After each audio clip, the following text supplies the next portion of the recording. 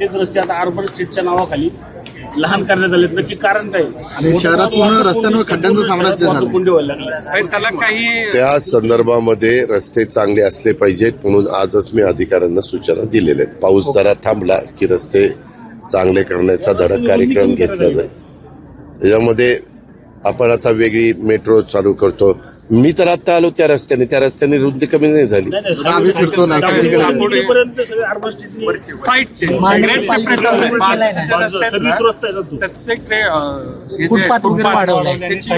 Smart रस्त्याच्या नावाखाली सगळं अरुंद करण्यात येते. अहो किती लेन्स होत आहेत?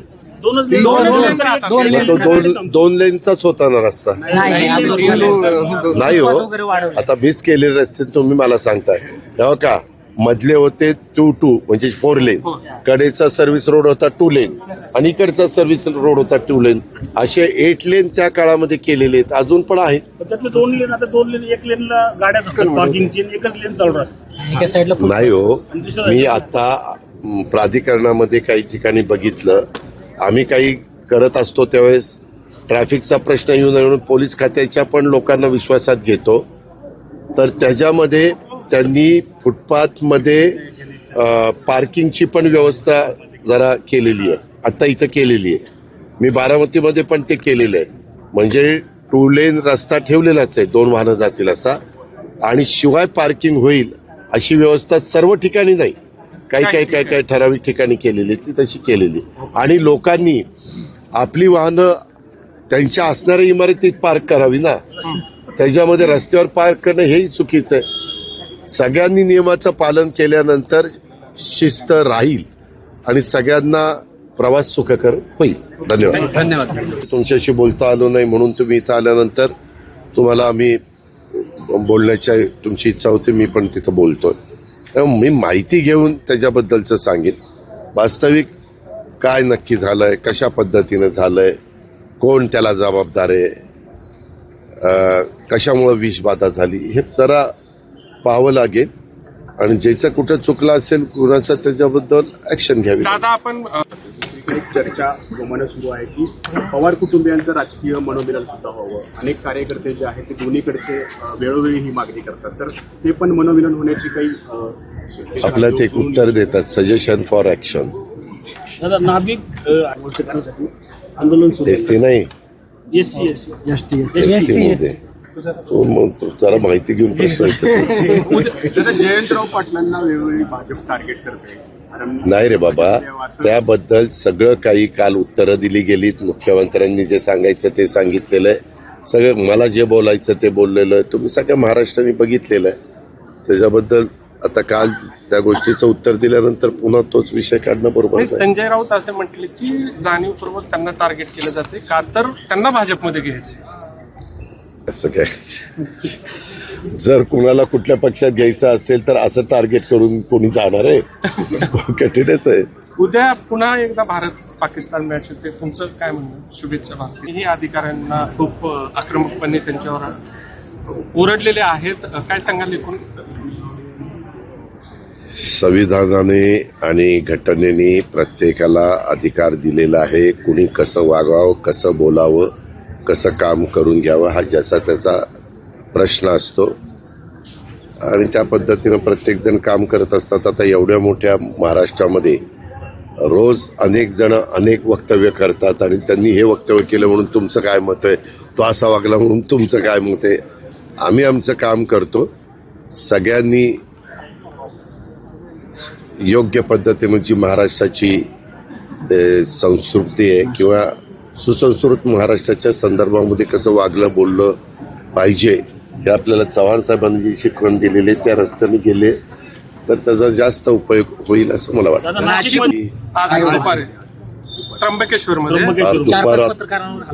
पार्किंगच्या वादातून झालं. मी माहिती घेतो काय होतं. तुम्ही पत्रकार मित्र, आता मला मगाशी जरा काम होतं, तर काही कामं चाललेली आहेत त्याच्याबद्दल नागरिकांचं मत वेगळं होतं, अधिकाऱ्यांचं वेगळं होतं. म्हणलं समक्ष जाऊनच बघावं म्हणून मी तिथनं निघालो. वास्तविक पत्रकारितेचं काम पत्रकार मंडळी करतात, त्यांना त्यांचा अधिकार आहे आणि त्यामध्ये असं कधीच कुणी कायदा हातात घेण्याचा प्रयत्न हा करता कामा नये. नक्की काय झालं, संदीप कर्णिक तिथं CP आहेत आणि बाकीचे पण SP आहेत. आता कुणाच्या हद्दीत झालं ते मी लगेचच गाडीत बसल्यानंतर पाहतो, विचारतो आणि ज्याची कोणाची चूक असेल त्याच्यावर कारवाई करण्याच्या सूचना मी देतो. परिवार मिलन आपण मिळव अशी मागणी कशामध्ये? लक्ष्मण हाकेकडून कशामध्ये? नाभिक समाजाला, धोबी समाजाला, SC मधून नाभिकांनी तुम्हाला एक सांगू का पत्रकार मित्रांनो, मी आपल्याला अतिशय स्पष्टपणे सांगतो, SC आणि ST मध्ये समावेश करण्याचा अधिकार हा पूर्ण केंद्राचा आहे, पूर्णपणे केंद्राचा आहे. त्याच्यामध्ये अनेक घटकाला अनेक ठिकाणी सहभागी करून घ्यावं, समावेश करून घ्यावा, आरक्षण द्यावं वाटतं. तो त्यांचा अधिकार आहे मागणी करण्याचा. कायद्याच्या नियमाच्या चौकटीमध्ये बसून इतरांच्यावर पण अन्याय होणार नाही याबद्दलची काळजी घेऊन सरकारमधले सहकारी तशा पद्धतीचा निर्णय घेत असतात. तुम्हालाही माहिती आहे की अनेक वर्ष अनेक प्रकारच्या मागण्या ह्या चालू असतात, त्याच्यातलाच हा भाग आहे. नाशिक मधून देखील आता बंजारा समाज तिथं तुमच्याकडे त्यांनी तक्रार दाखल केली. काही अधिकारी त्यांना खूप उर्मट पद्धतीने बोलले होते. त्यांनी तुम्हाला सांगितलं काय तुम्ही त्या अधिकाऱ्यांवर कारवाई वगैरे करणार? हे काय, काही कुठं अधिकाऱ्यांवर काही बोलायला गेलं की तुम्ही लगेच दाखवतो बघा काय केलंय मी. पुन्हा एकीकडे दुसरीकडनं म्हणता या 79 वर्षाच्या व्यक्तीशी ते चांगलं बोलले नाही त्यांच्यावर काय कारवाई करणार. जे काही नियम आम्ही ठरवलेले आहेत, नियमावली ठरवलेली आहे, तशा पद्धतीनं त्याच्यातनं नोंद घेऊन आम्ही काय गोष्टी करायच्या ते करू. दादा रोहित पवार मागच सांगितलेलं आहे त्याच्यामध्ये 2 मतप्रवाह देशातल्या नागरिकांचा आहे. कारण मधल्या काळामध्ये जी घटना जम्मू काश्मीरला घडली त्याच्यातून काही वर्गाचं मत वेगळं आहे की बाबा अशांच्या बरोबर खेळू नये. क्रीडा क्षेत्रामध्ये काम करणारा जो वर्ग आहे, क्रीडा रसिक जो आहे, त्यांचं मत त्याच्यामध्ये वेगळं आहे. अशा 2 मतप्रवाह आहेत. शेवटी प्रत्येक गोष्टीला 2 बाजू असतात आणि त्याच्यातनं कुठलंही काही मत व्यक्त केलं की लगेच तो दुसरा म्हणतो यांनी असं कसं काय मत व्यक्त केलं. आता ज्याचा त्याचा अधिकार आहे. शेवटी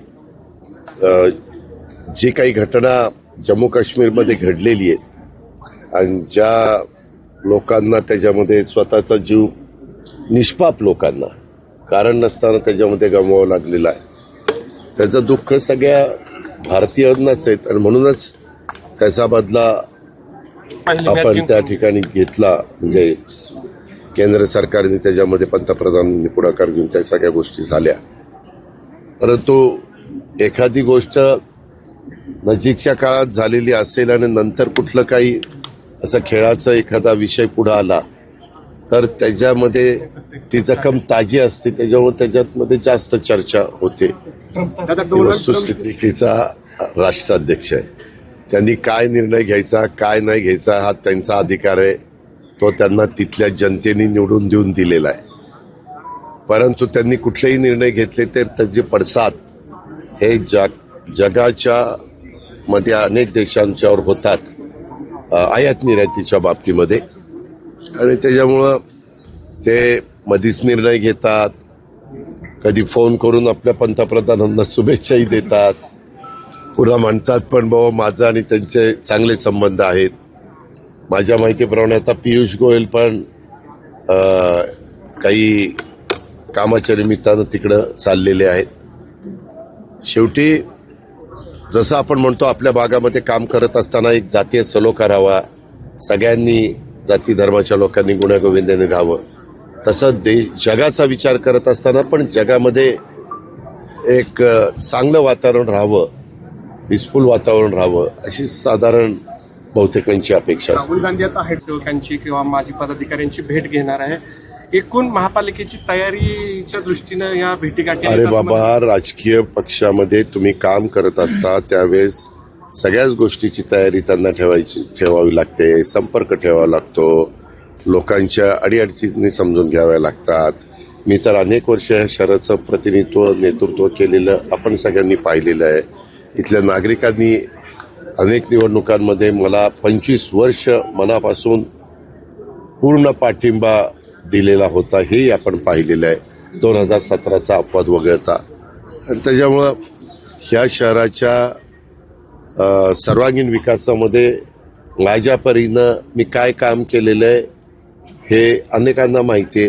त्याच्यामुळे मी संपर्क साधण्याच्या दृष्टिकोनातनं आणि गाठीभेटी घेण्याच्या करता मी आलेलो आहे. त्याला परिवार तेव्हा आता निवडणुका कधी झाल्या, मी काल सांगितलं बाबांनो, निवडणुका ते जिंकले, काही राज्य त्यांनी जिंकली ना, म्हणजे तेलंगणा, कर्नाटका अशी काही राज्य.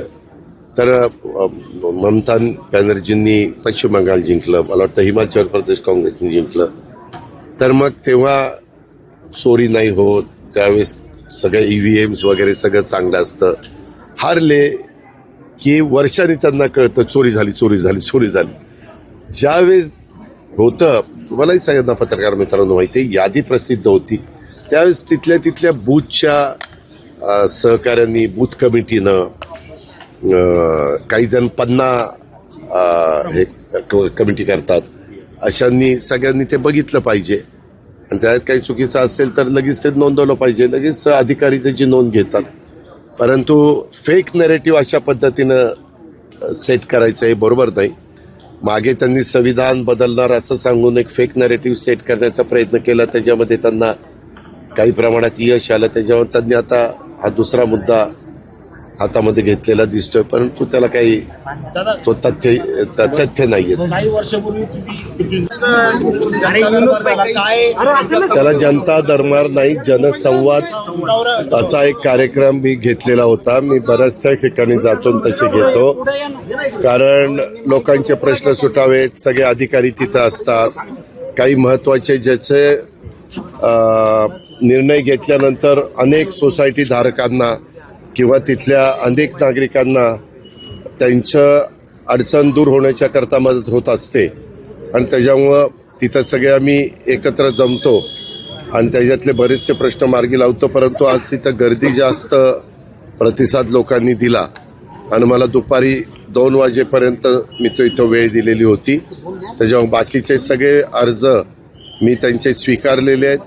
मी त्याच्यामध्ये माझ्या ऑफिसचे काही अधिकारी आणि आपले जिल्ह्यामध्ये काम करणारे काही म्हणजे अधिकारी असं एकत्र बसून ते बाकीचे सगळे कामं, त्या कामाचा निपटारा करण्याचं मी ठरवलेलं आहे. आणि त्याच्यामध्ये अण्णा बनसोडे पण माझ्याबरोबर होते, बाकीचे पण सहकारी माझ्याबरोबर होते आणि तशा पद्धतीनं तो कार्यक्रम आम्ही तिथं पार पाडला. प्रशासन अपयशी पडलं का? मागील 3 वर्षामध्ये कामं नाही झाली म्हणून आज लोकांनी मोठ्या संख्येत नाही, तसं नाही.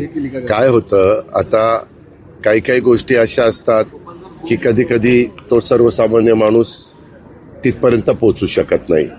आणि मग बऱ्याच लोक असे सांगतो की दादा आम्ही तिथं जायचा प्रयत्न करतो पण आम्हाला तिथं आतमध्ये सोडत नाही वगैरे वगैरे. आज त्याचं जर काम योग्य असेल तर त्याला मदत झाली पाहिजे. आम्ही महायुतीच्या सरकारमध्ये काम करत असताना आमची मुख्यमंत्र्यांची, आमच्या सगळ्या मंत्रिमंडळाची तीच अपेक्षा आहे. कारण जनतेने एवढ्या मोठ्या संख्येने आम्हाला निवडून दिलेलं आहे.